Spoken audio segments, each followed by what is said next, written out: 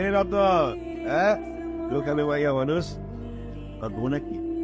এই ভাই আপনারা কইছি আমার দোকানে রাইবেন না, আবার এসেছেন দূর মানা করতে বলে আগুনে নাকি? হ্যাঁ আমি এলাকার প্রতিনিধি হবো, তোকে দেখভাল করতে হবে না?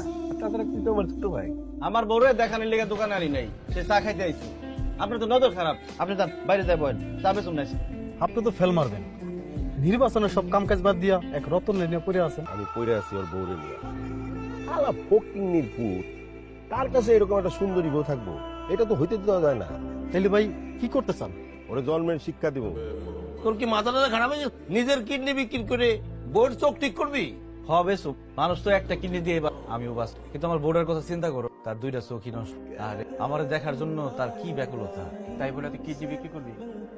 হবে সুখ, আমার তো বেচার মতো আর কিছু নাই গো ভাই। ভাই সব একটি কিডনি বিক্রি হবে। রক্তের গ্রুপ এ বি নেগেটিভ, বিরল রক্ত। এই কিডনি বিক্রির টাকা দিয়ে একজন অন্ধ মেয়ের চোখের অপারেশন হবে। কিডনি দাতা আমি নিজে। যদি কারো কিডনির দরকার পড়ে আপনারা যোগাযোগ করবেন রতনের চায়ের দোকান।